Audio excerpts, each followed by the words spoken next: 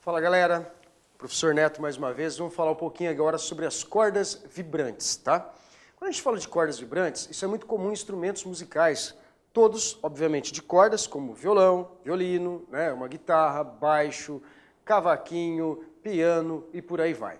Dentro desses instrumentos todos, existe uma condição importante. Qual é?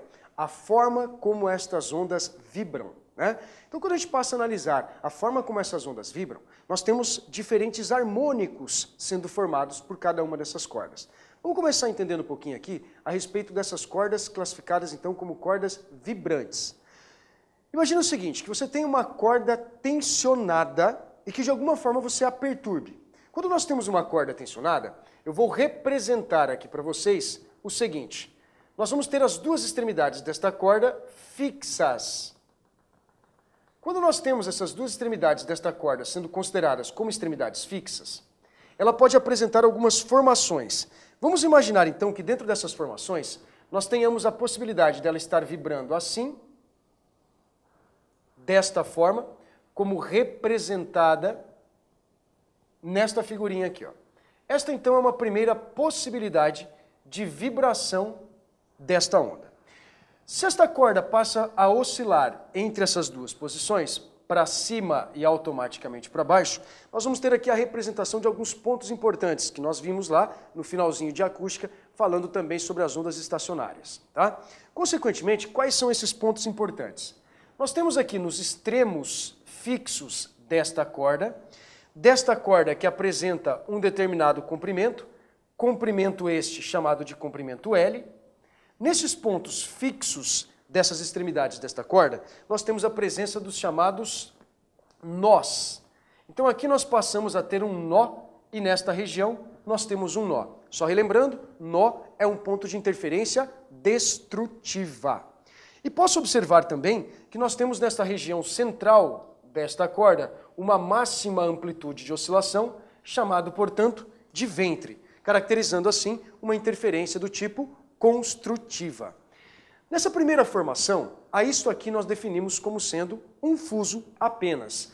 Esta primeira formação, que apresenta um único fuso, é chamado de frequência fundamental desta onda. Então, para esta primeira formação, nós temos aqui a presença da frequência classificada como frequência fundamental. Frequência fundamental porque ela apresenta para nós exclusivamente um único fuso. Se eu tenho um único fuso, Neto, o que é mesmo um fuso? Uma bolinha como essa daqui, né? Uma única formação como esta. Isto é um fuso, isto é um fuso. Dentro de um fuso como esse, nós temos, portanto, a caracterização do chamado primeiro harmônico para esta formação. Note, nesse primeiro fuso, nesse primeiro harmônico, nós temos duas regiões de nós e uma única região de ventre. Então eu posso garantir para vocês que numa formação como essa, o número de ventres equivale especificamente ao número de fusos e automaticamente ao número dos harmônicos. Então para esta primeira formação, nós temos a presença de um único ventre e, consequentemente, eu passo a ter a presença de dois nós. Percebam, o número de nós é sempre igual ao número de harmônicos acrescido em uma unidade, em uma única unidade. Essa seria a primeira formação possível. Mas essa mesma corda, ela pode ser perturbada de outras maneiras. Digamos assim, que eu tenha esta mesma corda tensionada, mas que você, aumentando a frequência de oscilação desta corda, ela passa a ser perturbada de uma maneira como esta aqui representada. Que ela passe a oscilar desta forma. Então, no caso de nós termos esta segunda forma de perturbação, essa segunda forma de oscilação, nós passamos a ver a presença, agora, do que nós definimos como dois fusos. Percebam, antes nós tínhamos a formação de um único fuso para a formação da frequência fundamental, né, a frequência mínima de oscilação para esta corda, e a partir de agora eu passo a ter, elevando a frequência de oscilação, né, eu passo a ter a formação de dois harmônicos, de dois fusos de 2 ventres, consequentemente. Então, identificando as regiões mais uma vez, nós temos aqui, ó, nos extremos, a presença dos nós, que são extremidades fixas, eles não podem subir ou descer, obviamente. Então, nessas extremidades fixas, nós sempre teremos a formação dos nós.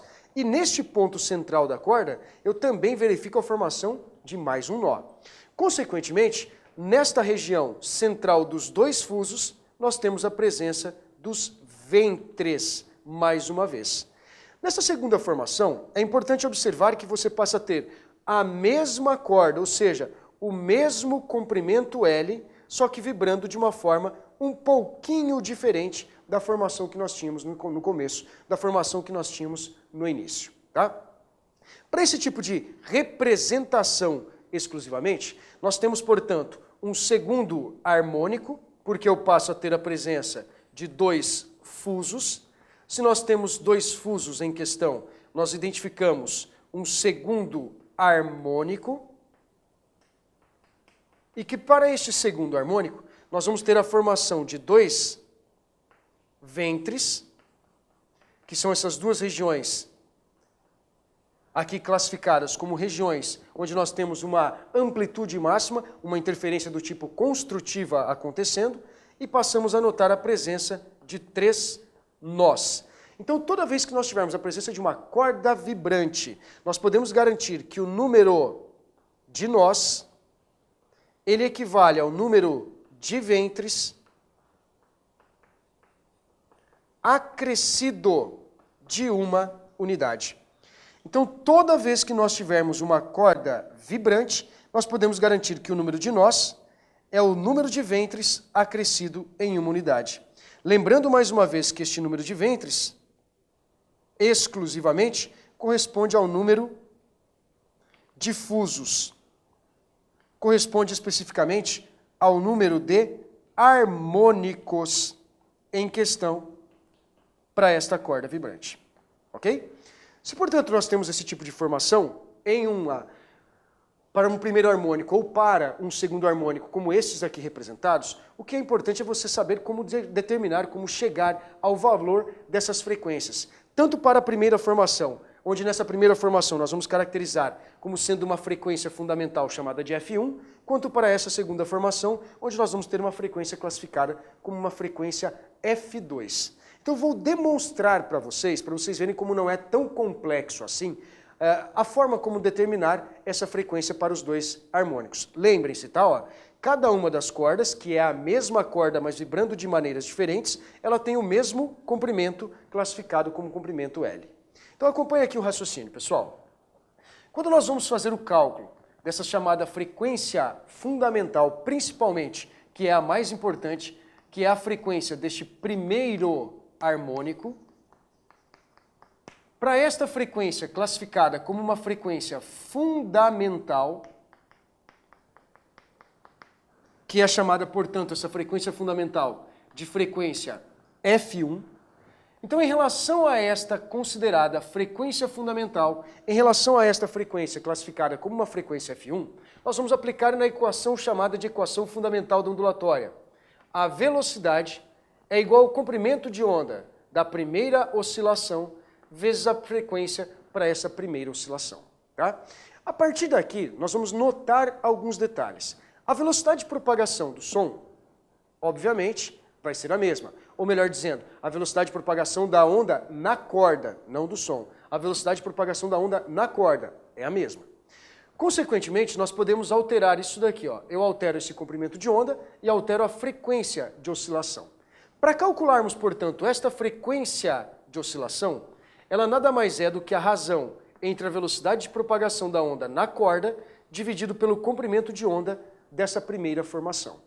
É assim que eu calculo essa frequência chamada de frequência fundamental. Exatamente. Mas tem um detalhe. Quando nós comparamos este comprimento de onda, vale destacar e vale relembrar que um fuso corresponde à metade do comprimento de onda. Se nós temos um fuso correspondendo à metade do comprimento de onda, vamos lembrar deste detalhe aqui. Ó.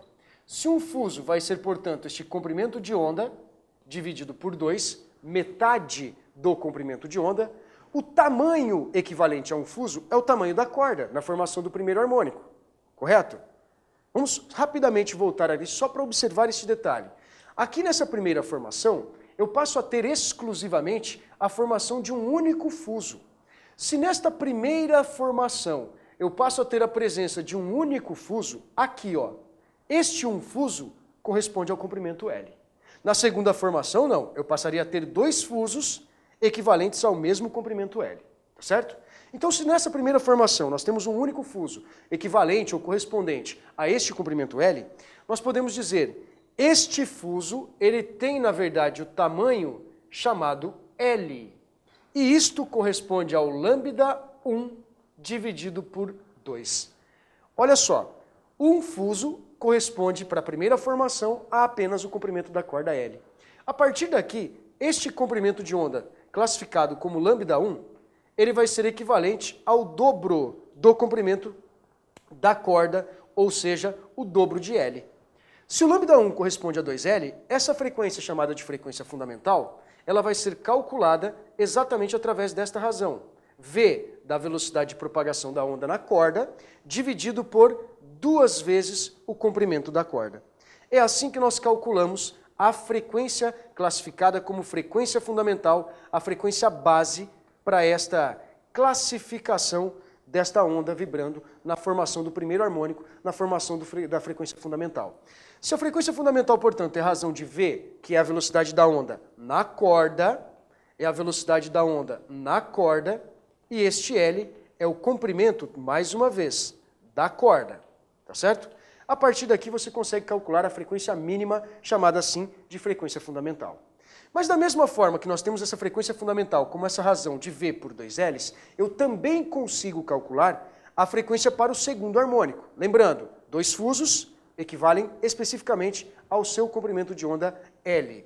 Para essa segunda formação, ou seja, para o segundo harmônico, nós vamos ter, portanto, para ele, uma frequência calculada como uma frequência F2. Para essa segunda formação, para este segundo harmônico em questão, nós vamos observar o seguinte. Pela mesma relação para o cálculo do primeiro harmônico, o V vai ser igual a lambda 2 vezes a frequência F2. Lembrando que nós vamos considerar a mesma velocidade de propagação na corda. Por quê? Ela vai estar tensionada da mesma forma, ela apresenta a mesma massa e ela apresenta o mesmo comprimento. Se ela tem a mesma força de tração, mesma massa, mesmo comprimento, lá de acordo com a equação de Taylor, que daqui a pouco eu destaco mais uma vez para vocês, nós vamos ter a mesma velocidade de propagação da onda nesta corda. A partir daqui, pessoal, se V igual a lambda 2 vezes a frequência F2, eu posso dizer mais uma vez que a frequência F2 é esta razão da velocidade de propagação da onda na corda pelo comprimento de onda classificado como comprimento de onda lambda 2. Neto, o problema está, quem é o comprimento de onda lambda 2? Vamos relembrar. Agora eu passo a ter dois fusos em questão. Antes nós tínhamos um único fuso, agora eu passo a ter dois. Se eu tenho esses dois fusos, é importante lembrar que cada fuso corresponde a metade do comprimento de onda.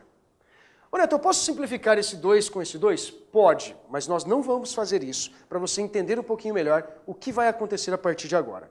Então percebam o seguinte, se eu tenho dois fusos equivalente a 2 vezes lambda sobre 2, o que é ou qual é essa distância equivalente a esses dois fusos? Mais uma vez, isso corresponde ao comprimento da corda. Isto, portanto, passa a ser 2 vezes o comprimento de onda da segunda formação, dividido mais uma vez por 2. A partir daqui, nós concluímos que este comprimento de onda, classificado como lambda 2, passa a ser 2 vezes o comprimento da corda, mais uma vez dividido por 2. Como eu já disse, eu não simplificarei, eu não reduzirei essa expressão, eu a deixarei indicada desta forma. Quando nós substituirmos este lambda 2 nesta expressão, nós vamos chegar à seguinte conclusão. A frequência F2 passa a ser dada como a razão de V dividido por 2L, que é o comprimento da corda, mais uma vez dividido por 2. Quando nós temos uma divisão por frações desta maneira, nós podemos dizer que esta frequência F2 é, na verdade, V que multiplica o inverso dessa segunda fração, de 2 por 2Ls. A partir daqui, nós temos uma frequência classificada como frequência F2, que corresponde a 2 vezes a velocidade da onda, dividido por 2 vezes o comprimento da mesma. Ou seja, notem aqui o seguinte. Nesta segunda formação, quando nós vamos passar a observar esta frequência chamada de frequência F2, eu gostaria muito que você percebesse que, em relação à chamada frequência fundamental, V sobre 2Ls, este termo é classificado como a frequência F1. Portanto, se V sobre 2Ls é a sua frequência F1, nós podemos garantir que para a segunda formação, isto é, para a formação da frequência do segundo harmônico, ela passa a ser equivalente a 2 vezes, no lugar de V sobre 2Ls, no lugar desta razão, nós podemos substituir apenas pela frequência fundamental, classificada como frequência F1. Então eu passo a ter aqui, olhem, a frequência fundamental sendo sempre um múltiplo das outras frequências de todos os outros harmônicos possíveis. Portanto, para a frequência classificada como uma frequência F2, ela vai ser o dobro da frequência F1. Ô Neto, e se eu fizer isso para uma terceira formação, para um terceiro harmônico? Isso vai ser, mais uma vez, equivalente, no caso, à frequência, 3 vezes a frequência fundamental. Se eu pegar, por exemplo, para um quarto harmônico, nós vamos ter 4 vezes o valor da frequência fundamental. Quinto harmônico, 5 vezes o valor da frequência fundamental. E assim sucessivamente. Então, quando a gente passa a analisar essa relação das cordas vibrantes, é extremamente importante destacar esta relação. A frequência para N harmônicos, não importando especificamente o número de harmônicos em questão, ela vai ser dada como N vezes a frequência chamada de frequência fundamental F1. Já que vocês viram, a frequência 2 é 2 vezes a frequência 1. A frequência 3 seria 3 vezes a frequência 1, mas eu acho que não é mais necessário ficar mostrando essa relação para um terceiro, para um quarto, para um quinto, sexto, sétimo harmônico, né?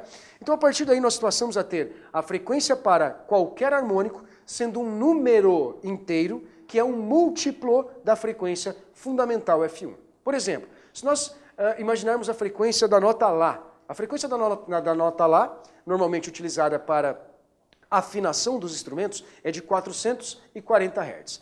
Para uma frequência como essa, qualquer harmônico que eu tenha em questão, ele vai ser um múltiplo deste valor. Ou seja, de 440 passa para 880, depois passa lá para 1320 e assim sucessivamente, sendo um múltiplo inteiro desta mesma frequência para você ter um primeiro, segundo, terceiro, quarto harmônico ou qual harmônico você deseje nesta relação. A partir daqui, pessoal, vamos notar o seguinte.